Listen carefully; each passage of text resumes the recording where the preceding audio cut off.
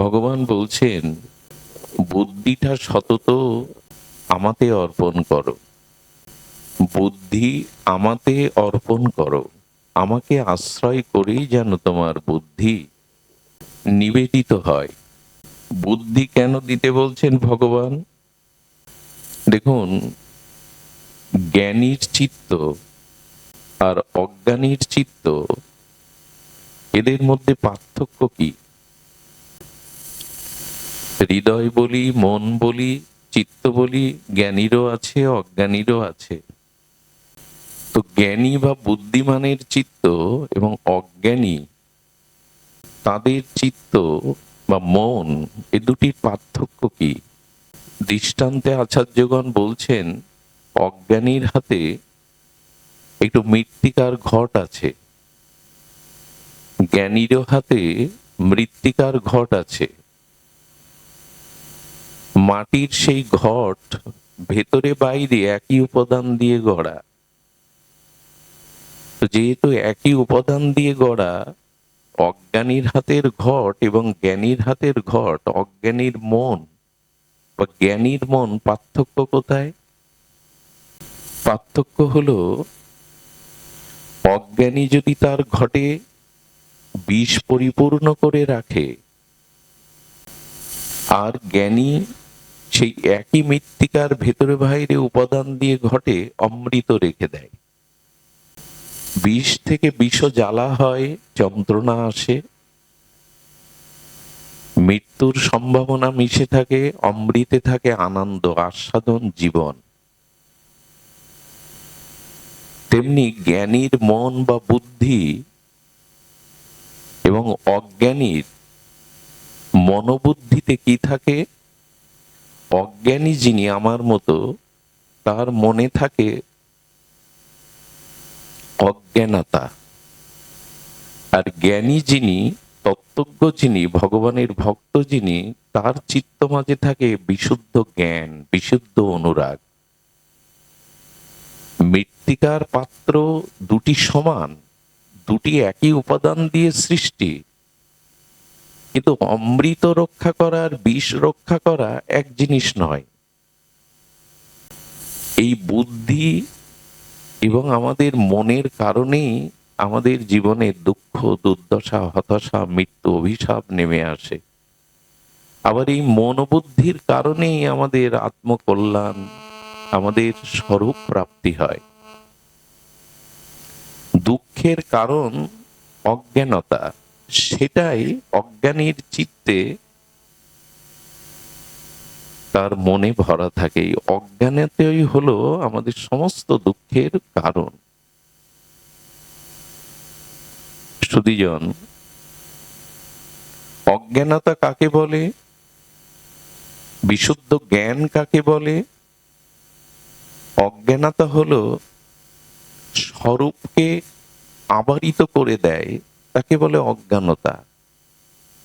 স্বরূপ ধর্মকে, স্বরূপকে ঢেকে দেয়। অন্ধকার বা অজ্ঞানতার কাজ হলো বস্তুকে দেখতে দেয় না, বস্তুকে আবৃত করে রাখে, ঢেকে রাখে। তেমনি যার বুদ্ধি ভগবানে অর্পিত হয়নি, যার চিত্ত বা মন ভগবানের নাম রূপ লীলা, বিশুদ্ধ ভক্তিতে, বিশুদ্ধ ভজনে, বিশুদ্ধ জ্ঞানে পরিপূর্ণ নয়, সেই অভজনশীল আর অবিবেকী, অবুদ্ধিমান ব্যক্তির চিত্তে ভরা থাকে কি? অজ্ঞানতা। আর অজ্ঞানতা বা অন্ধকারের ধর্ম হলো স্বরূপকে ঢেকে দেওয়া। স্বরূপ মানে কে? আমি। দেখুন, পৃথিবীতে পিপীলিকা থেকে শুরু করে আমাদের এই প্রত্যেকটি মানুষের, প্রত্যেকটি প্রাণীর শরীর তৈরি হয়েছে একই উপাদান দিয়ে। শুকুর কুকুরগুলো যে উপাদান, আমারও সেই উপাদান। খুব বিস্ময়কর কথা হলো, পিপীলিকা থেকে কীট পতঙ্গ হতে মানুষ, রাজা থেকে ভিখারি, জ্ঞানী থেকে মূর্খ, শূকর থেকে কুকুর, সবার দেহ তৈরি হয়েছে ওই একই পাঁচটা উপাদান দিয়ে, আলাদা নয়।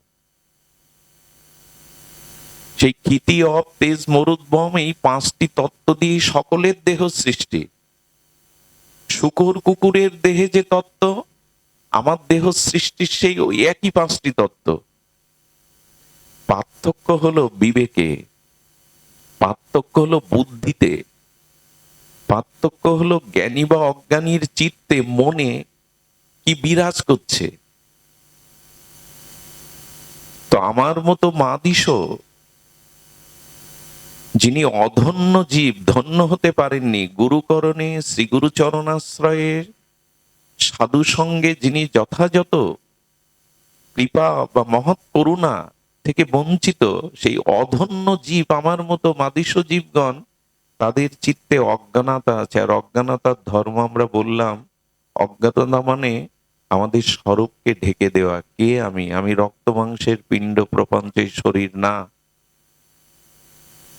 যতদিন আমাদের চিত্তে এই ভাবনা থাকবে যে আমি শরীর, এই প্রপঞ্চময় রক্ত মাংসের পিণ্ড শরীর আমি, ততদিন আমাদের পশু বুদ্ধি যাবে না, চিত্ত শুদ্ধি হবে না, বুদ্ধি শুদ্ধ হবে না।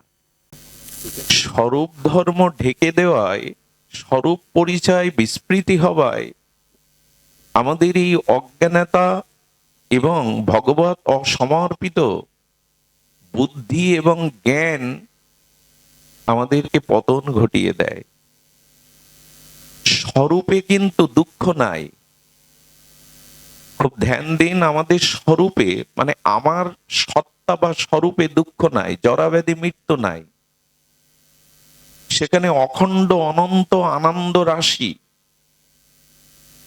তুলসীদাস গোস্বামী বলছেন,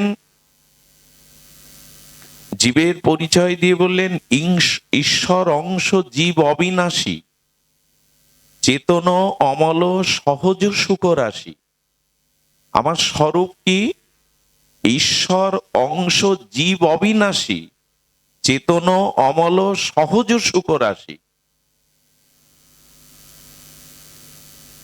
গোস্বামী তুলসীদাস বলছেন, আমরা ঈশ্বরের অংশ, আমি অখণ্ড অদ্বয় পরতত্ত্ব ভগবানের চিত অংশ। আমার ভিতরে সত্তাতে যদি আমি দৃষ্টি দেই, কি আছে? অজর অমর শাশ্বত সনাতন চিরন্তন নবনবায়নমান আনন্দের সহজ রাশি আমার সত্তা।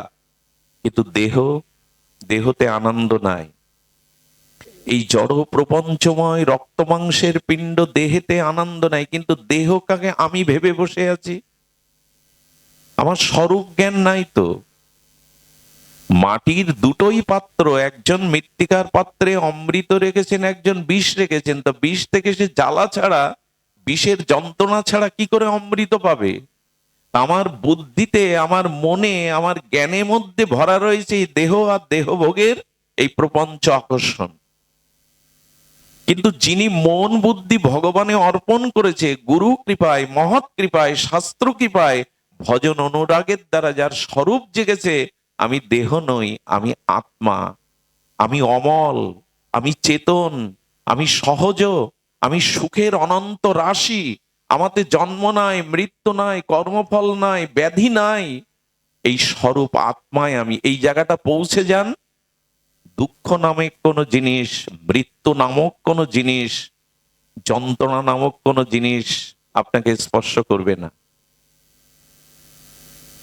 কিন্তু আমরা মায়ামুগ্ধ জীব, আমাদের বুদ্ধি ভগবানে অর্পিত হয়নি, আমাদের বুদ্ধি শুদ্ধ হয়নি, যে কারণে দেহকে আমি ভেবে, আমি দেহ, আর দেহ সম্পর্কে যারা স্ত্রী পুত্র আমার, এই আমি এবং আমার, এটাই অজ্ঞানতা, আর এটাই ভরা রয়েছে আমার বুদ্ধি এবং মনে। এই জন্য আমার জন্ম মৃত্যু দুঃখ ব্যাধির নিরূপণ হচ্ছে না, নিরাময় হচ্ছে না। এই হলো বেদের সার কথা, উপনিষদের সার কথা। এই জন্য সনাতন গোস্বামী 700 সনাতন প্রশ্ন করেছেন শ্রীমান মহাপ্রভুর চরণে, কে আমি?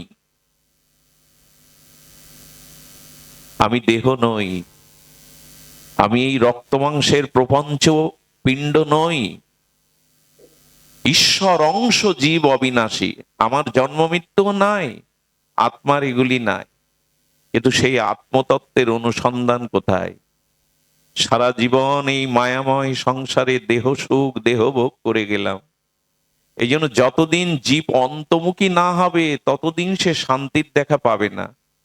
এই দেহ ধারণেই দুঃখ, গর্ভে কীর্মিকীটের যন্ত্রণায় মলমূত্রের দুয়ারে পড়ে থাকি মার গর্ভে, গর্ভ দুঃখ, প্রসব দুঃখ, শিশুকালে জরাব্যাধির ঠান্ডা লাগার দুঃখ, পিঁপড়ে কামড়ালেও বলতে পারি না কামড়েছে দুঃখ, এরপরে অর্থ অভাবের দুঃখ, যার সাথে সংযোগ হলো তার কাছ থেকে দুঃখ পেলাম, যে বিয়োগ হলো তার সাথে দুঃখ পেলাম, জরা দুঃখ, মৃত্যু দুঃখ। দুঃখ ছাড়া আছেটা কি আমাদের? আনন্দ কোথায়?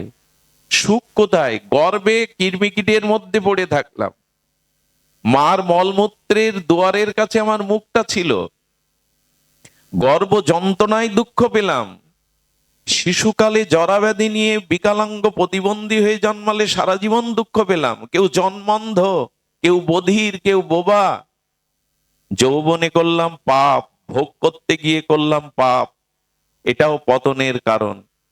এরপর যাদের সাথে সংযোগ হলো তাদের মনে ভালো লাগে না, এমন তো চাইনি, সেই সংযোগেও দুঃখ। আবার কেউ যদি বিয়োগ হয় তাতেও দুঃখ, জরা দুঃখ, ব্যাধির দুঃখ, মৃত্যু দুঃখ, পরকালে নরকের ভয়ের দুঃখ। দুঃখ ছাড়া আছেটা কি? বলে এই দুঃখ ঘুচবে না তোমার যতদিন তুমি স্বরূপকে না চিনবে। কে আমি? আমার আমার প্রকৃত পরিচয় কি? সুধীজন, এই জন্য সিন্ধুকে যে সোনাদানা টাকাগুলো রয়েছে, সোনাদানা টাকা দাবি করে কি এগুলি আমার? ধ্যান দিন, সোনাদানা টাকা পয়সা সিন্ধুকে রয়েছে, সোনাদানা টাকা পয়সা সিন্ধুকে রয়েছে, সিন্ধুক কি দাবি করে যে এই সোনাদানা আমার? গোডাউনে মহাজনের মাল রয়েছে, গোডাউন কি দাবি করে এই মাল আমার? আমার এটা সিন্ধুক। এই সিন্ধুকে যে ভগবানের চিৎকণ আত্মা, শাশ্বত সনাতন অজর অব্যয় সনাতন সত্তা রয়েছে, এই সত্তাটা দেহের নয়, এটা ঈশ্বরের অংশ। আমি এই দেহ নই। এই উপলব্ধি হলো বেদান্ত দর্শনের মূল উপলব্ধি। এবং এই উপলব্ধি না এলে, স্বরূপ স্মৃতি না জাগলে, দুঃখের হাত থেকে, মৃত্যু ওই কবলিত কাল কবলিত সংসার থেকেও আমাদের নিষ্কৃতি নেই। একটা ছোট কথা বলে রাখি, কতটি ছোট কিন্তু সাগরের অতল স্পর্শী গম্ভীর। যে যত স্বরূপের দিকে যেতে পারবেন সে তত আনন্দ, অমৃত আর অনন্ত সুখরাশির সন্ধান পাবেন। আর যে যত স্বরূপ থেকে দূরে সরে আসবেন, এই বাহ্যিক জগতে, প্রপঞ্চময় জগতে ভোগের দিকে দূরে সরে যাবেন, একটা হলো অন্তর্মুখী, একটা হলো বহির্মুখী।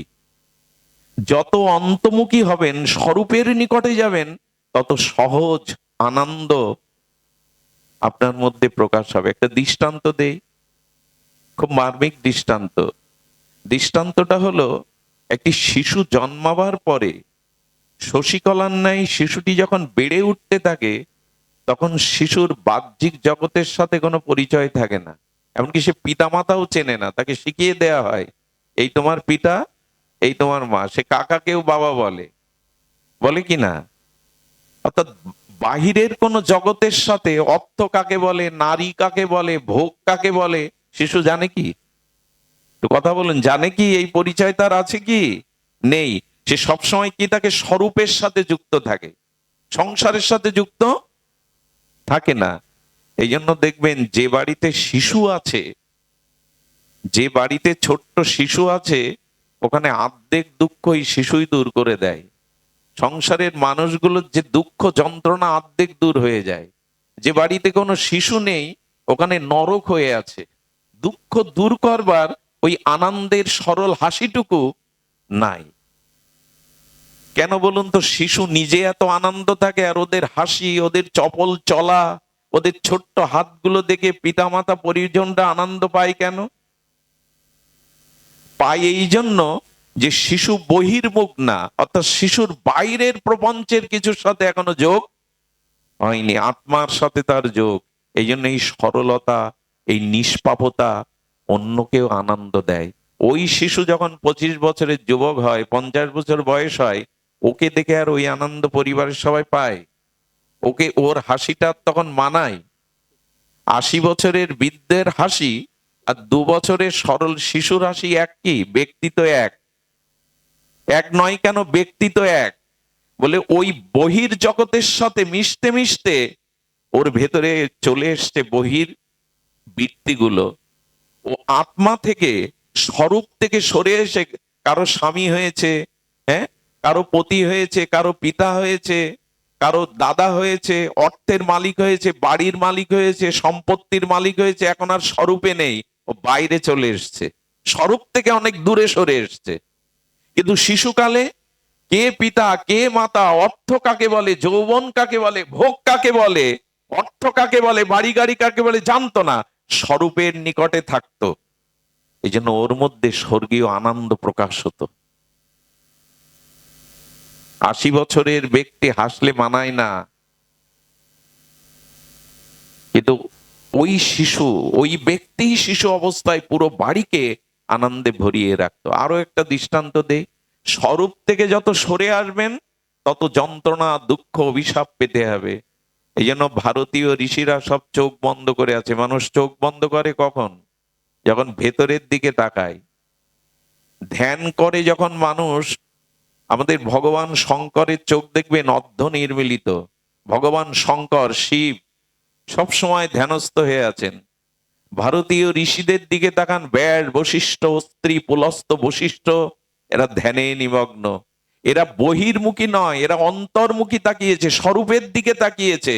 এই জন্য ঋষিমুনি সাধুদের কাছে গেলেই মন আনন্দ ভরে যায়, তাদের দর্শন করলেই চিত্ত পবিত্র হয়। সাধুর পাশে গেলেই মনে আনন্দের তরঙ্গ ওঠে। কেন ওঠে? ওরা স্বরূপের কাছে আছে। আমরা বিষয়ী, ভোগী, আমরা এই বিষয় প্রপঞ্চ বহির্মুখ হয়ে গেছি। বিষয়ী লোক দেখলে আনন্দ হয় না। একই রক্ত মাংসে গড়া, একই পৃথিবীতে সাধু দেখলে মনে যে আনন্দ হয়, বিষয়ী লোক দেখলে আনন্দ হয় না। কারণ কি? একই তো, সাধু স্বরূপের সাথে যুক্ত। আরেকটি দৃষ্টান্ত দেই, ভালো লাগবে আপনাদের। যখন আমরা ঘুমিয়ে পড়ি, গভীর ঘুমে ঘুমিয়ে পড়ি, তখন বহির জগতের সাথে আমাদের কোনো সংযোগ থাকে না। থাকে কি? কে আমি, কে আমার স্ত্রী, কোথায় আমি আছি, এই সংযোগ থাকে না। তখন আত্মার নিকটে চলে যায়। সুষুপ্তি মানে কি? গভীর নিদ্রা মানে কি? বহির ভিত্তি থেকে অন্তর্ভিত্তিতে চলে যাওয়ার নামই তো ঘুম। ঘুম থেকে উঠেই মানুষ বলে বড় সুখে ঘুমিয়েছিলাম। কেন এত সুখ হচ্ছিল কেন? ওই সময় তো স্ত্রী নেই, পুত্র নেই, হ্যাঁ, বাড়ি গাড়ি নেই, খাওয়া নেই। ঘুমের মধ্যে আপনি সুখ পাচ্ছিলেন কেন? কারণ হলো আপনি তখন স্বরূপের নিকটে ছিলেন, স্বরূপের থেকে দূরে সরে যাননি। দেখুন, এখন আপনারা যারা এখানে বসে আছেন, এখন আপনারা স্বরূপের নিকটে গেছেন। হরি কথাই মানে হরি, আর আমার ভিতরে এই হরি আত্মা রূপে আছে। তো যার কথা, যার লীলা শুনছেন বসে বসে, আপনারা তার নিকটে মনটা নিয়ে গেছেন। এই জন্য সারাদিন অর্থবিত্ত, খাওয়া দাওয়া, স্ত্রীর পুত্রের মধ্যে সংসারে যে শান্তি পাননি, এখন আপনারা সেই শান্তিটা অনুভব করছেন। কারণ এখন আপনারা বহির্ভিত্তিতে না গিয়ে অন্তর্মুখী হয়ে গেছেন, আত্মার নিকটে চলে গেছেন। মানুষ আজ এত অশান্তিতে, অভিশাপে ভুগছে কেন? বহির্মুখিতার কারণে। স্বরূপ থেকে দূরে সরে গেছি। কতগুলি কঠিন হলে বোঝা যায়, এটাই আমাদের বেদান্ত ভারতীয় দর্শন। আমি একটা অনুরোধ করব আপনাদের কাছে, কথাটি যদি মনে রাখেন, সেটি হলো, আমার সুখ অন্য কোনো ব্যক্তি ও বস্তুর কাছে যতদিন এই ভাবনা আপনার বুদ্ধিতে থাকবে, আপনি সুখী হতে পারবেন না। কি বললাম? আমার সুখ অন্য কোনো ব্যক্তি বা অন্য কোনো বস্তুর কাছে আছে, ওদের কাছ থেকে আমি সুখী হব, এই বুদ্ধি যতদিন আপনার আছে, ততদিন জগৎ আপনাকে শান্তি বা সুখ দিতে পারবে না। সুখ আসলে বাইরে কারো কাছে, কোনো বস্তুর মধ্যে নেই। সুখ আছে নিজের স্বরূপে, আনন্দটা ভেতরে। এই জন্য আত্মা চলে গেলে কোনো ব্যক্তির আর আনন্দ থাকে কি? চোখ দেখে কি? কান শোনে কি? স্ত্রী কি তাকে মরা দেহটাকে ঘরে রাখবে আর 2-4 দিন? যুবতী স্ত্রী মারা গেলে স্বামী কি তার দেহটা রাখবে আরো ঘরে 2-4 দিন? আনন্দই চলে গেছে, সুখই চলে গেছে। আছে তো দেহ, ওই যৌবন আছে, ওই নখ থেকে কেশাগ্র সব আছে, ভালোবাসা প্রিয়তা নেই কেন? পুড়িয়ে দেওয়ার ব্যবস্থা কেন? বলে আনন্দ যে সে চলে গেছে। যুবতী সুন্দরী মারা গেল, তাকে 10-12 দিন রেখে দাও, মাসখানি ঘরে রেখে দাও, বলে তার নখ থেকে চুল অব্দি তো সব আছে। আর পৃথিবীতে এমন মেডিসিন আছে, ওই লাশটা পচবে না, গলবে না, 1000 বছর অক্ষত রাখতে পারবেন। রাখে না কেন? আনন্দই চলে গেছে, স্বরূপ চলে গেছে, আত্মা চলে গেছে। আনন্দই বডিতে নেই, হাত পা সম্পর্কের মধ্যে নেই। ছোট্ট শিশু মারা গেলে মা কাঁদে কেন? খোকা কোথায় গেলি? খোকা তো তার বুকে, বুকে জড়িয়ে ধরে কাঁদে, খোকা কোথায় গেলি? বারে খোকা তো তোমার বুকে। কিন্তু খোকার মুখ দিয়ে যে মা ডাকটা, যে শক্তি বলাতো, যে শক্তির দ্বারা খোকা দুটো হাত দিয়ে মার গলা জড়িয়ে ধরতো, ওই শক্তিটা চলে গেছে, ওই স্বরূপটাই আনন্দটা চলে গেছে। তাই খোকাকে বুকে নিয়ে মা কাঁদে, খোকা কোথায় গেলি? এই বোধ কি আমাদের জাগে না যে আনন্দ কোথায়? আনন্দ স্বরূপে, আনন্দ বাইরে নাই। আমরা আনন্দ অমুকের কাছে, অমুক ব্যক্তির কাছে, অমুক বস্তুর কাছে খুঁজে বেড়াচ্ছি। যতদিন এই খোঁজা বন্ধ না হবে, ততদিন আপনি স্বরূপের আনন্দ পাবেন না। আনন্দ বাইরে কারো কাছে নাই, আনন্দ আছে স্বরূপে, সত্তাতে। জ্ঞানীর চিত্তেই স্বরূপ বোধ আছে, এই জন্য জ্ঞানী তার বুদ্ধিকে, তার মনে আনন্দের তরঙ্গ ওঠে। আর অজ্ঞানী তার মনরূপ পাত্রে, তার হৃদয়রূপ পাত্রে এই বহির্বৃত্তি রেখেছে। এই জন্য অজ্ঞানী শান্তি পায় না, ছটফট করতে থাকে জগতে। এই জন্য আসুন আমরা আমাদের স্বরূপ বৃত্তির দিকে যাই। আমরা আমাদের মানুষের আসলে মূল লক্ষ্যটা কি? মূল লক্ষ্য দুঃখ থেকে নিষ্কৃতি পাওয়া। কোন দুঃখ যেন আমাকে স্পর্শ না করে, এটাই তো আমাদের ঐকান্তিক চাওয়া। কোন দুঃখ যেন কখনো আমাকে স্পর্শ না করে, এইটাই যদি চাওয়া হয়, এই চাওয়াটা আপনার সেই দিনই পূর্ণ হবে যেদিন আপনি বহির্বৃত্তির থেকে আপনার মন ইন্দ্রকে অন্তর্মুখী করে আত্মস্বরূপে অধিষ্ঠান হবেন। এই দিন প্রকৃত আনন্দের সন্ধান জীব পাবে। সংসারে প্রকৃত সুখ নাই, বস্তুতে প্রকৃত সুখ নাই, বস্তু ধর্মে প্রকৃত সুখ থাকতে পারে না। আর বর্তমান আমাদের যে জীবন, আমরা যেভাবে পরিচালনা করছি, তাতে আর সুখের মুখ দেখতে হবে না পৃথিবীর মানুষ। কারণ মানুষ এখন কৃত্রিম ভাবে আর বহির্বৃত্তির থেকে সুখ পেতে চাইছে। চাহিদা যত বাড়বে, আপনার চাওয়া পাওয়া যত বাড়বে, দুঃখটার মূল স্বরূপ কি জানেন? কামনা। আপনি জগতে যত চাইবেন, যত কামনা আপনার ভেতরে জাগবে এই দেহ সুখের, সংসার সুখের, তত আপনি দুঃখে নিমজ্জিত হবেন। সুধীবৃন্দ, দুঃখে নিমজ্জিত হবেন কথাটা পরিষ্কার হলো না। দেখবেন এখান থেকে 100 বছর আগে ফিরে যান।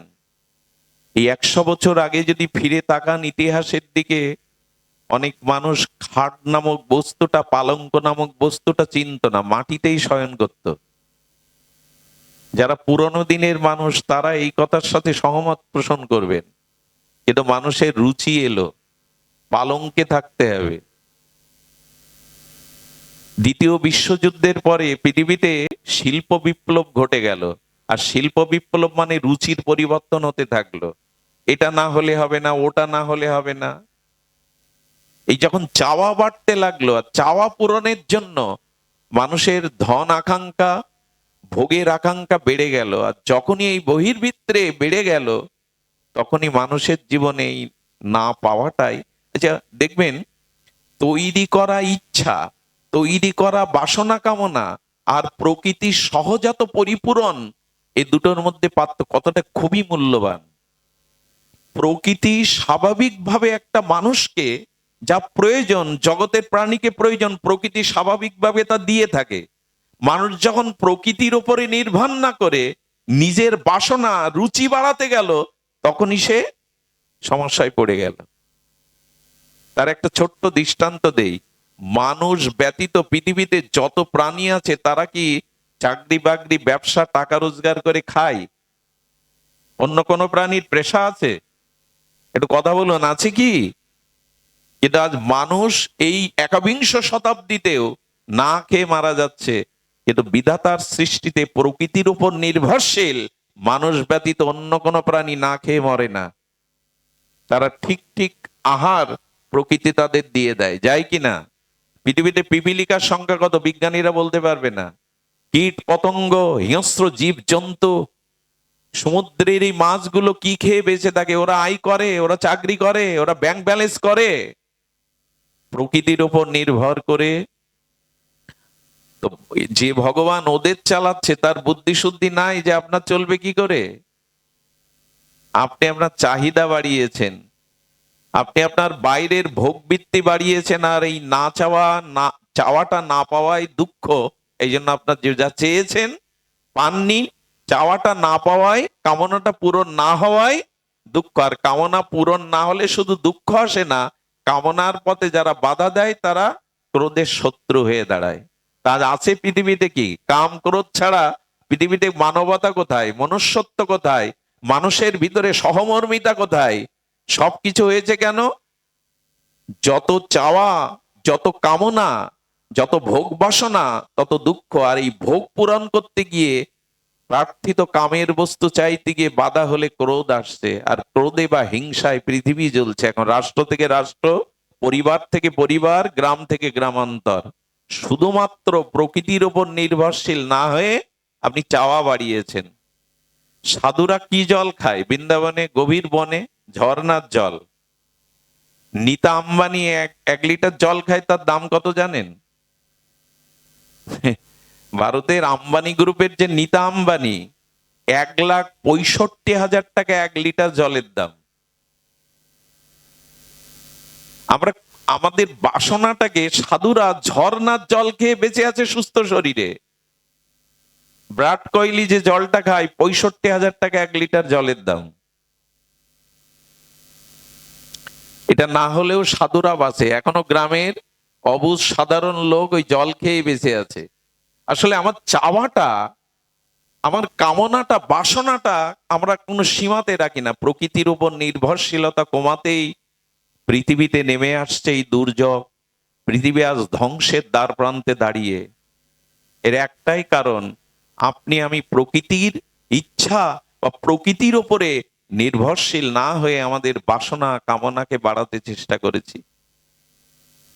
100 বছর আগের মানুষের চাওয়া পাওয়াটা খুব সীমিত ছিল, নির্ভরশীল ছিল প্রকৃতির উপরে। আমি গতকাল বলছিলাম, মানুষ যত তার বাইরের সুখ বাসনা ভোগ বাসনা বাড়াতে যাচ্ছে, তত ঝঞ্ঝট বাঁধিয়ে ফেলছে। মনে করছে সুখের সম্ভার করছি, দুঃখকেই ডেকে আনছে। পায়ে হাঁটা মানুষগুলোর অনেক সুবিধা ছিল আগে। 2 কিলোমিটার বাজার পায়ে হেঁটে যাবে। এখন পায়ে হাঁটার সময়ের প্রয়োজন, সময় বেড়েছে, সাইকেল চাইলো। সাইকেলের সুবিধা হলো একটু তাড়াতাড়ি যেতে পারলেন, কিন্তু অসুবিধাও জোগাড় করলেন। সাইকেল পড়ে যেতে পারে, খানাখন্দে পড়ে যেতে পারে, টায়ার বাস্ট হয়ে যেতে পারে, পারে কিনা? কারোর সাথে অ্যাক্সিডেন্টও করতে পারেন। সাইকেল চালাতে চালাতে মোটর সাইকেল, ওখানে তো আরো বিপদ। এখন যা মরে রাস্তাঘাটে, আমি তো প্রতিদিনই রাস্তায় চলি, যেভাবে রং ভাবে চালানো হয়, বিশেষ করে যুবকরা যেভাবে মোটর সাইকেলে চালায়, তাতে তো প্রায় শোনা যায় কত মার্কল খালি হচ্ছে। আরো চাহিদা বাড়লো, বিমান পর্যন্ত। প্রকৃতির ইচ্ছায়, প্রকৃতির সহজাতা থেকে যখন বেরিয়ে নিজের ভোগ বাড়াতে গেল, ওই গতকাল বলছিলাম, যত আপনার বাইরের বৃত্তির ভোগ বাড়াবেন, এক সাধু সন্ন্যাসী হয়ে জঙ্গলে কুঠির বেঁধে ভজন করছে। সাধুর আছে কি? একখানি কাপড় আর একটা গীতা।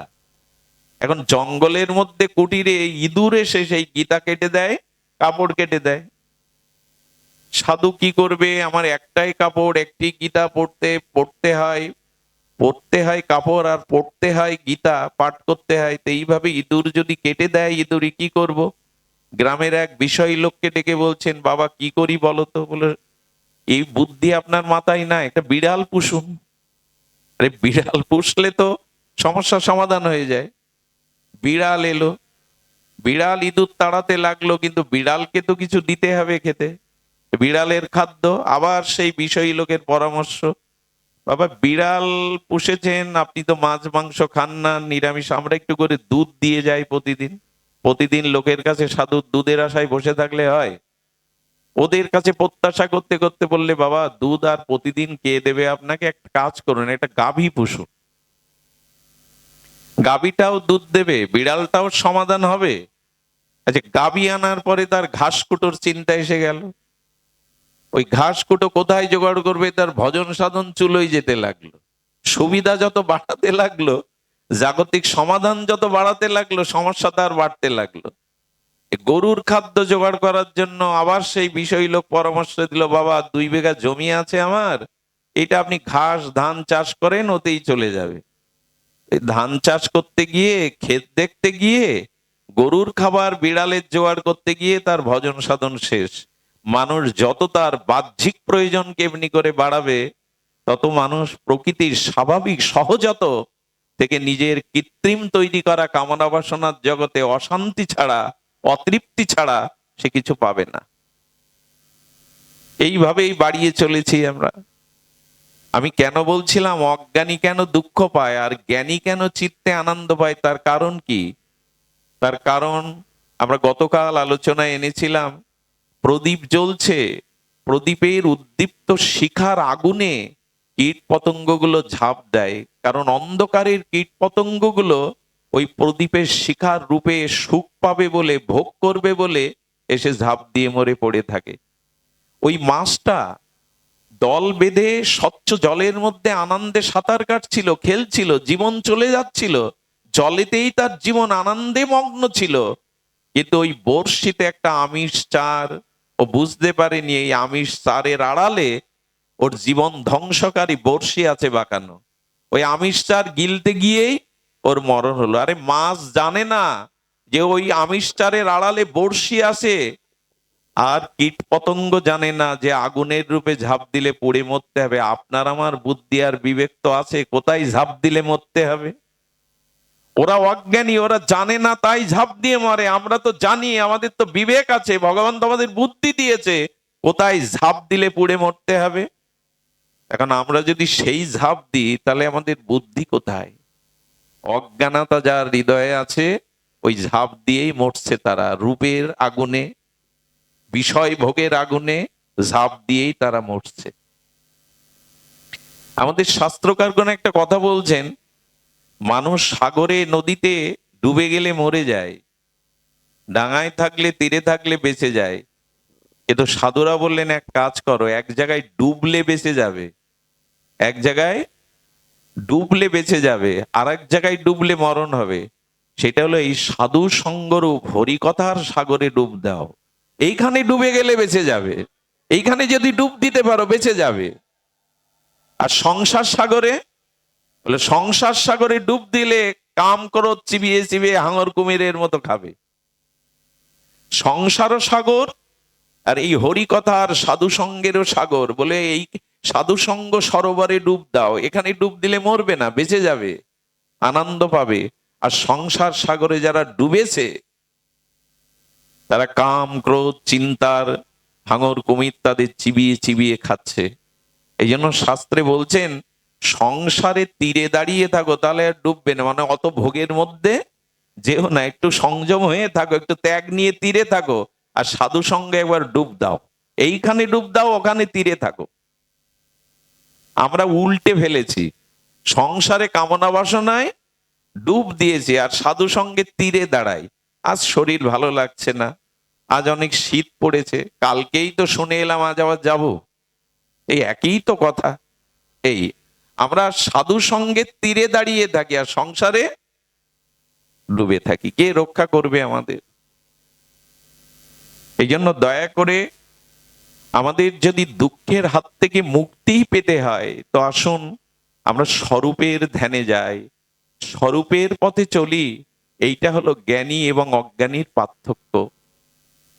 যে স্বরূপের পথে যখনই আমরা চলবো, তখনই আমাদের জীবনে এই আনন্দ সহজ সুখ রাশির আমরা সন্ধান পাবো। আপনাদের মনে পড়ে বিষয়ের বিষয় সুখ আর ভক্তের ভজন সুখ, এই দুটোর মধ্যে পার্থক্য দেখুন। এক সন্ন্যাসী সর্বত্যাগী, তিনি এক প্রান্তর দিয়ে যেতে যেতে এক ক্ষুদ্র গুস্র গ্রামের মধ্যে দিয়ে চলেছেন। হঠাৎ বৃষ্টি এলো, আর সাধুর একটাই বস্ত্র, একটাই তার দেহে আভরণ, ওইটা ভিজেবে না বলে এক বিষয়ীর জানলার কাছে, তার চাল, টিনের চালের শেষের কাছে এসে ওই বৃষ্টির হাত থেকে কিছুক্ষণ অপেক্ষা করছে দাঁড়িয়ে। তার বস্ত্রটা ভিজে যাবে, একটাই বস্ত্র। তো সেই সময় ওই বিষয়ী, যে ইনি সংসারী বিষয়ী ব্যক্তি, তিনি জানলা খুলে দেখে জানলার সামনেই তার শেষের কাছে দাঁড়িয়ে আছেন এই সর্বত্যাগী সন্ন্যাসী। কিছু কিছু মানুষ আছে বিষয়ী যারা, অজ্ঞানী যারা, তারা সাধু দেখলে আবার তাদের কিছুটা কথা শোনাতে পারলে ভালো লাগে, সাধু তাদের সহ্য হয় না। ওহে সাধু, তুমি আমার শেষের কাছে দাঁড়িয়ে দাঁড়িয়ে বৃষ্টিতে ভিজছ, আমার কি সুখ হচ্ছে জানো? দেখুন সাধুকে পেয়ে সে বলছে আমার সুখ হচ্ছে কি জানো? বলে বলো। বলে আজ আমি 5,000 টাকা আয় করেছি, ওটা ব্যাংকে জমা রেখেছি। আমার গাভীগুলো রাখালরা গোয়ালে বৃষ্টির আগেই তুলেছে, তারা নিশ্চিতে ঘুমাচ্ছে, ও চিন্তা আমার নেই। আর আমার পুত্রকন্যা খেয়ে দিয়ে ঘুমিয়ে পড়েছে শান্তিতে। আর আমি উদর পরিপূরণ করে সর্বশেষ লেজ্জ পেয়ে পেয়ে এই দুগ্ধ ফেনা নিব বিছানায়, আমার স্ত্রী, আমার প্রেয়সী পান সেজে দিয়েছে, সেই পানের রস পান করতে করতে স্ত্রীর সাথে রসালাপ করছি, এই দুগ্ধ ফেনা নিব শয্যায় ঘরের মধ্যে, এই আমার সুখ। আর তুমি বৃষ্টিতে ভেজো? সাধু হয়েছে যখন, সন্ন্যাসী হয়েছে যখন, যাবে আর কোথায়? এই শেষে দাঁড়িয়ে ভেজো। সাধু দেখলে যা হয় বিষয় লোকের। উনি মনে মনে হাসতেন আর বললেন, তোমার সুখের কথা বলা শেষ হলে এবার আমার সুখের কথা শোনো। এই দেখুন বিষয় আনন্দ আর ভজন আনন্দের মধ্যে পার্থক্য। তখন সাধু বলছে, তুমি যে 5,000 টাকা আয় করেছো, ওটা উপার্জন করেছো, অর্জন করনি, ওটা রেখে যেতে হবে। আর আমি সারাদিন ঈশ্বরের নাম জপ ধ্যান করে যে অর্জন করেছি, ওটা রেখে যাব না, ওটা আমার সাথে যাবে, ওই সম্পদ আমার সাথে যাবে। আর বলছো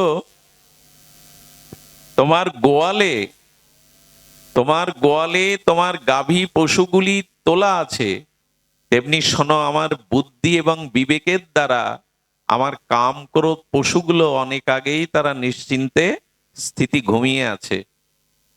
আর তুমি পুত্রকন্যার কথা বলছে না ঘুমিয়ে আছে, আমার কামনা বাসনা পুত্রকন্যা অনেক আগেই ঘুমিয়ে পড়েছে, ওরা জেগে নেই। আর তুমি বলছো তুমি সর্বশ্রেষ্ঠ লেজ্জ পেয়েও এইটি সেবা করে উদর পরিপূরণ করে সুখ পেয়েছো। আর শোনো, আমি প্রেম ভক্তি হরিনামের রস লীলার রস পান করে আমার হৃদয়ে ক্ষুধাই নেই। আর শোনো, তুমি যে বলছো স্ত্রী তোমাকে এই দুগ্ধ ফেনানিব শয্যায় রসালাপ করছো, তেমনি আমার বিবেক ভক্তির দ্বারা আমি প্রেমানন্দ রসাস্বাদন করছি। আর শোনো, তুমি বলছো বৃষ্টি সারা রাত ঝরো যাতে আমার শুকায় ওর কষ্ট হয়, আমি বলছি বৃষ্টি সারা জীবন ঝরলেও আমার হৃদয়ের আনন্দের অভাব ঘটবে না, আমার হৃদয়ের অতৃপ্তির আঘাত ঘটবে না। বোঝা গেল বিষয়ীর সুখ আর ত্যাগীর সুখ।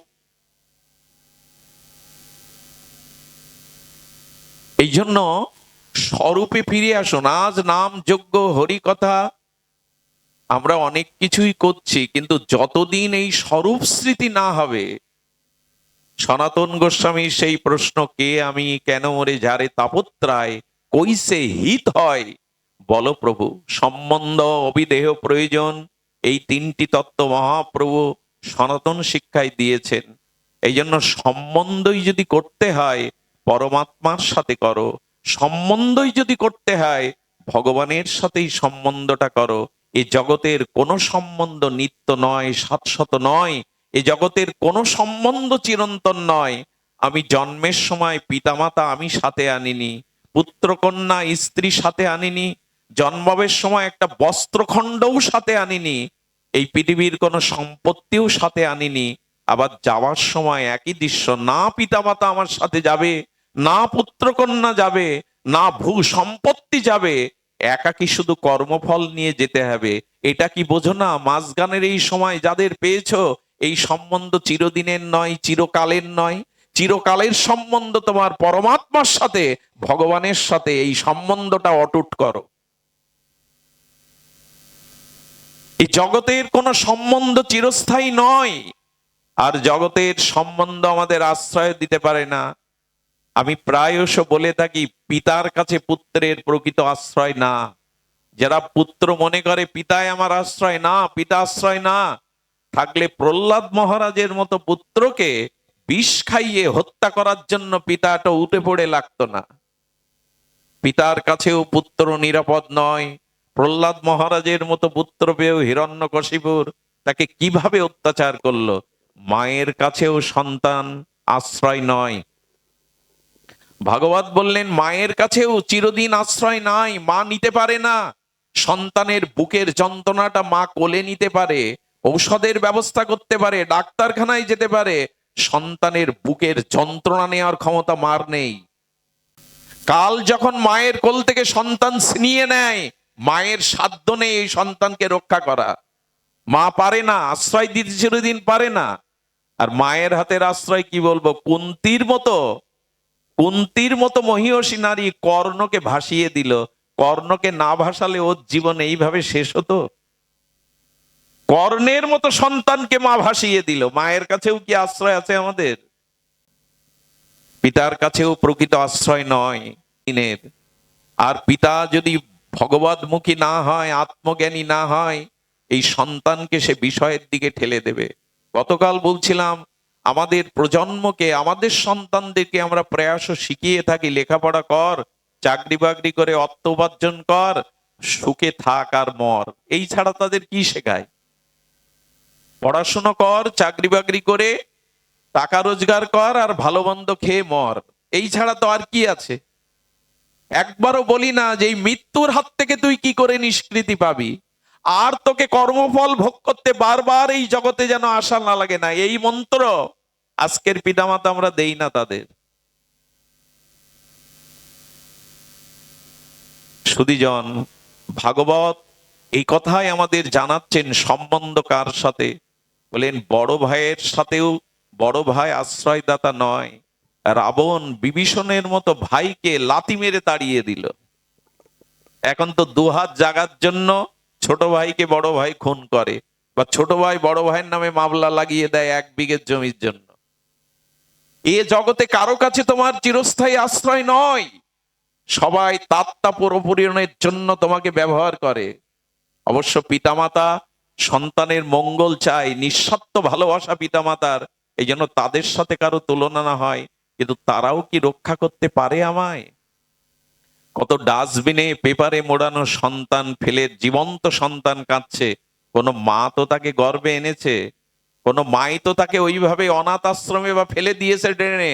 মায়ের কাছেও পুত্র নিরাপদ নয়, বড় ভাইয়ের কাছে নয়, স্ত্রী তার স্বামীর কাছেও নিরাপদ নয়। আজ ঘরে ঘরে কত রমণী শুধু ভোগের সামগ্রী করে তাদের রাখা হয়েছে, শুধু ভোগের সামগ্রী করে রাখা হয়েছে তাদের। তাদের চোখের জলে দেবতার অভিশাপ আসে ওখানে। দ্রৌপদীর মতো সতীসাধ্যের লজ্জা নিবারণের জন্য পঞ্চ পাণ্ডব এগিয়ে আসেনি। দ্রৌপদী দেখালো, এই দেখো আমার স্বামীরা বিশ্ববিজয়ী, কিন্তু রক্ষা করতে ভগবান ছাড়া স্বামীরাও এগিয়ে আসেনি। স্ত্রীকে ভালো লাগলো না তো তাকে ত্যাগ করে দিয়ে আর একজনের হাত ধরলাম, কোথায় আশ্রয়? আগে আশ্রয় তত্ত্বটা ঠিক করুন। আমার প্রকৃত আশ্রয়, আমার প্রকৃত সম্বন্ধ কার সাথে? দেবতারাও আপনার আশ্রয় নয়। দেবতাদেরও নিজস্ব আশ্রয় মাঝে মাঝে হারিয়ে ফেলে। দেবরাজ ইন্দ্র মাঝে মাঝে স্বর্গ থেকে বেরিয়ে যায়, চ্যুত হয়ে যায়, তারাও আশ্রয় পায় না। ভগবানের দুয়ারে ঘরে আমাদের আশ্রয় দিন, আমাদের তাড়িয়ে দিয়েছে রাবণ, বালি তাড়িয়ে দিয়েছে। দেবরাজ ইন্দ্রেরও ভোগ বাসনা যায়নি, অহল্যার মতো সতীকে সতীত্ব হরণ করে অভিশপ্ত হয়ে স্বর্গ থেকে চ্যুত হয়ে গেল। দেবতাও আপনার কি আশ্রয় দেবে? ওনাদের নিজেদেরই মাঝে মাঝে আশ্রয় থাকে না। ব্রহ্মা বলে, ব্রহ্মার কাছে ভগবান বেদ দিয়েছিলেন, আর দৈত্য এসে ব্রহ্মার কাছ থেকে বেদ হরণ করে নিয়ে যায়। ব্রহ্মা বেদ রক্ষা না করতে পেরে ভগবানের শরণাপন্ন হয়েছিলেন, ভগবানই দৈত্য বধ করে বেদ উদ্ধার করলেন। আশ্রয় একমাত্র ভগবান, তার সাথে সম্বন্ধ করুন। জগতের সম্বন্ধ আছে আছে, এটা কর্তব্য করতে হয় করুন, বাইরে কিছুটা সংসারে অভিনয় করুন, যাকে যেমন ব্যবহার করলে খুশি হয়, কিন্তু সম্বন্ধটা জেনে। আপনার বাড়িতে যে কাজের মেয়ে কাজ করে, আছে না অনেকের বাড়িতে কাজের মেয়ে, ও আপনার বাড়িতে বিবাহ বা কোনো জন্মদিন, বিবাহ বার্ষিকী উৎসব হলে নূতন পোশাক পরে, ও আনন্দ করে, নাচে গায় হাসে। আবার ওই বাড়িতে কোনো বিপদ এলে, কারো অসুখ হলে ওরও মন খারাপ হয়। কিন্তু রাতে যখন ও বিছানায় গিয়ে বালিশে মাথা দেয়, তখন মনে মনে কি বলে জানেন? এদের সুখ দুঃখের মধ্যে আমি আছি বটে, কিন্তু আমি এদের কেউ না, ওরাও আমার, আমার বাড়ি সেই দূর কোন গ্রামে, এরা আমার কেউ না।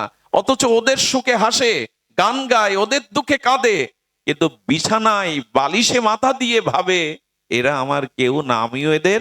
রামকৃষ্ণদেব বললেন, এইভাবে সংসার করো, একমাত্র সৎ গুরুদেব আর ভগবানই আমার, এদের কিছু দায়িত্ব আমার উপরে, তাই আমি এদের মাঝে আছি, এইভাবে সংসারে থাকো। তা কি আর হয়? আমার আমার করতেই তো জীবন গেল। মৃত্যুর সময় হাত ভগবানের দিকে উঠল না, বড় খোকা তুই কোথায়, ওগো তুমি কোথায়, ওদের খুঁজে বেড়াচ্ছে মৃত্যুর সময়। সারা জীবন তো ওই খুঁজেছে। মনে পড়ে তো প্রয়াত মুরারিমোহন দাস বাবাজি মহারাজ বলতেন, এই বিশ্ববন্দিত পাবন পদরেণু, উনি বলতেন, এক বিষয়ী লোক মারা যাচ্ছে আর বলছে স্ত্রীকে, তুমি কোথায় গো? এই তো তোমার মাথার কাছে। বড় খোকা, আমি তোমার ডান হাতে আছি বাবা। মেজ খোকা, বাবা আমি তোমার বাম হাতে। ছোট খোকা বললে, আমি তোমার চরণের কাছে। বললো, বেটা সব এখানে, তো দোকানে কে? যে ব্যক্তি মারা যাচ্ছে সে বলছে, সব এখানে, তো দোকানে কে? এই হলো আমাদের দুর্দশা। হাত আর গৌর বলে উঠবে না, রাধে বলে উঠবে না, হাত উঠবে স্ত্রী কোথায়, পুত্র কোথায়, ওদের সাথেই তো জড়িয়ে আছি সারা জীবন। এই জন্য মাঝে মাঝে একটু বের হন। আচ্ছা, ওই যে বললাম পতঙ্গটি, কীট পতঙ্গ প্রদীপের আগুনে ঝাঁপ দিয়ে মরে। আচ্ছা, মূল আগুনের মধ্যে ঝাঁপ না দিয়ে যদি পাশে ঘুরতে থাকে, ওই আলোর রোশনায় পাশে ঘুরতে থাকে, মরবে তো। এবং সংসারের কূলে দাঁড়িয়ে সংসার করো, আর সাধু সঙ্গে ডুবো, এইখানে ডুবে যাও, আর ওইখানে কূলে দাঁড়াও, যাতে ফিরে আসতে পারো। আমার আমার করতে গিয়েই ডুবে গেছি। এই জন্য শাস্ত্র বলছে, স্বরূপের সাথে সম্বন্ধ করো। জীব নিত্য কৃষ্ণ দাস, মাময়ী বাংশ জীবলোক, জীবভূত সনাতন, মনঃষ্টানি ইন্দ্রাণী প্রকৃতি স্থানী কর্ষতি। মনকে এই জগতের আকর্ষণে ভাসিয়ে দিও না, অন্তর্মুখী হয়ে পরমাত্মার সাথে সম্বন্ধ করো। মনে পড়ে সেই গজেন্দ্র হস্তি তার স্ত্রী পুত্রদের নিয়ে সে সরোবরে, পদ্ম প্রস্ফুটিত নির্মল স্বচ্ছ সরোবরে জল কেলি করতে গেছে। স্ত্রী আনন্দ পাবে, পুত্র কন্যা আনন্দ পাবে। বনের রাজাধিরাজ হয়েছিল হস্তি, সেই গজেন্দ্র, গজেন্দ্র মানে সেই হস্তি পুত্রদের নিয়ে, কন্যাদের নিয়ে আর স্বচ্ছ সরোবরে লাভলো। হাতি যদি সরোবরে নামে, পদ্মের কি দুরবস্থা হয় তা তো বোঝা যায়, জলের কি দশা হয় তাও তো জানা যায়। যখন জল ঘোলা হয়ে গেছে, তখন গজেন্দ্র হস্তি কি করেছে জানেন? তখন আরো একটু পরিষ্কার গভীরের জলে গিয়ে সুর দিয়ে বাচ্চাদের স্ত্রীর গায়ে ছুঁড়ে মারছে। সুখ হচ্ছে ওদের। আমরাও তো এই করি, বিনোদন করি। হঠাৎ কুমির এসে হস্তির পাকে আক্রমণ করলো। আচ্ছা, জলে কুমিরের শক্তি বেশি না হাতির শক্তি বেশি? কুমিরেরই। যে জলে বাস করে, জলে তার শক্তি অধিক। কুমির যে তাকে ধরলো, স্ত্রীর দিকে চেয়ে আছে, পুত্র কন্যা বন্ধুদের দিকে, তোমরা আমাকে ছাড়িয়ে নাও। চেষ্টা যে করিনি তা না, স্বার্থের জন্য কিছুটা চেষ্টা করলো, কিন্তু সূর্য অস্ত হয়ে যাচ্ছে আর কুমির বারবার টেনে নিয়ে যাচ্ছে। তখন স্ত্রী পুত্র তারা নিজেদের বাঁচবার জন্য সরোবর থেকে উঠে বিদায় নিল। গজেন্দ্র চোখে জল ফেলে বলল, বা যাদের আনন্দের জন্য সরোবরে এলাম তারাই আমাকে মৃত্যু রুখে রেখে চলে গেল। আমি এই কথাটা একটা দৃষ্টান্ত দেই, প্রায় দেখবেন ওটিতে যদি কোনো গর্ভবতী মাকে নিয়ে যাওয়া হয় আর বাড়ির লোকদের ডাক্তার বলে যে এই বাচ্চা বাঁচাতে গেলে আপনাদের এই মাকে মেরে ফেলতে হবে, উনি বাঁচবে না। আর যদি মাকে বাঁচাতে হয়, গর্ভিণীকে বাঁচাতে হয়, তাহলে গর্ভের শিশু বাঁচানো যাবে না। আপনারা সিদ্ধান্ত নিন। বাড়ির লোক চট জলদি সিদ্ধান্ত নেয় গাছ বাঁচান, নিজেদের জন্য বলে গাছ বাঁচান। এই সিদ্ধান্ত আপনি আমিও নেব এই সংকটে পড়লে। এই জগতে আপন সুখের জন্য সবাই আপনাকে ধরে রেখেছে, তার সুখ না হলে আপনাকে কেউ ধরে রাখবে না। ওই নিজেদের মৃত্যু দেখে, বিপদ দেখে গজেন্দ্র বলল, সংসার এমনই, তবে কে আমায় রক্ষা করবে? কেউ কি নেই? তখনই গজেন্দ্রের মনে হলো একজন তো আছে, যিনি আমার হৃদয়ে আছেন, যিনি আমার সৃষ্টি করেছেন। গজেন্দ্র তখন সুর দিয়ে এই বিশ্ববিধাতাকে ডাকলো, ভগবানের নামও জানে না, না গোবিন্দ, না মধুসূদন, না কিছুই জানে না। বললেন, হে স্রষ্টা, যিনি জগৎ সৃষ্টি করেছ, আমাকে সৃষ্টি করেছ, সর্বজীবের হৃদয়ে আছো, তুমি আমাকে রক্ষা করো। যেই গজেন্দ্র চোখের জলে সুর তুলে ভগবানকে স্মরণ করেছেন, বিলাস মূর্তি বৈকুণ্ঠ হতে গরুরের পিঠে আসছিল, দেখলো গরুরের পিঠে যেতে গেলে বিলম্ব হতে পারে, গরুরকে ছেড়ে দিয়ে ঝাঁপ দিলেন ভগবান, ঝাঁপ দিলেন ভক্তকে রক্ষা করবার জন্য।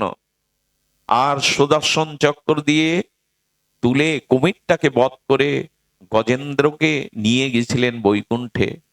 এই দেখুন কাকে স্মরণ করতে হবে, সম্বন্ধ কার সাথে করতে হবে। গজেন্দ্র পাখ্যানে ভাগবত বললেন, ওদের সুখের জন্য সরোবরে গিয়েছিল, কিন্তু ওকে মৃত্যুমুখে পতিত দেখে সবাই চলে এলো। সুধীজন, এরই নাম সংসার। এখানে প্রকৃত সম্বন্ধ আর কারোর সাথে নয়। হ্যাঁ, স্ত্রী পুত্র আছে, পিতামাতা আছে, তাদের প্রতি কর্তব্য পালন আছে, টাকা রোজগার করতে হয়, ব্যবসা করতে হয়, ঘর বাড়ি দেখতে হয়, কিন্তু মনে মনে ওই কাজের মেয়েটার মতো ভাবুন, এরা আমার কেউ না, আমি বিদেশে এসেছি, এদের কাছে কোনো জন্মে ঋণ ছিলাম, সেই ঋণ শোধ করবার জন্য এদের ঘরের মানুষ হয়ে এসেছি, এই ঋণ শোধ করে আমাকে ফিরে যেতে হবে, এটা আমার বিদেশ, আমার দেশে আমাকে ফিরতে হবে। মনো চলো নিজ নিকেতনে, মন নিজের বাড়িতে চলো, এটা বিদেশ, এটা তোমার দেশ নয়। এই বোধ সাধু সঙ্গে ছাড়া জাগবে না। ভগবত কৃপা না হলে, এই বিষয় সংসারে মেতে থাকলে এই বোধ জাগবে না। এই আহ্বান, ওই ওপারের থেকে যে আহ্বান আসে, আয় ঘরের ছেলে ঘরে আয়, ওই মহা সিন্ধুর ওপার থেকে কি সঙ্গীত ভেসে আসে।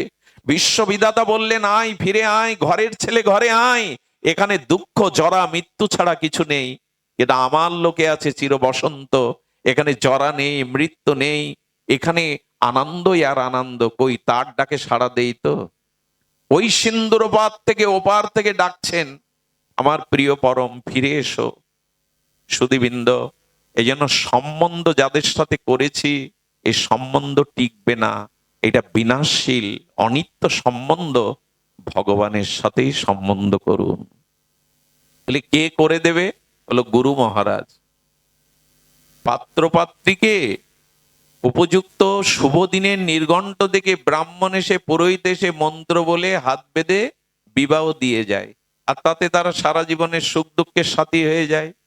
বলে তেমনি গুরুদেব ভগবানের সাথে আমাকে যুক্ত করে দেন, শ্রী গুরুদেব ভগবানের সাথে আমাকে যুক্ত করে দেন, তুমি তার। সুধীবৃন্দ, এই হলো সম্বন্ধ।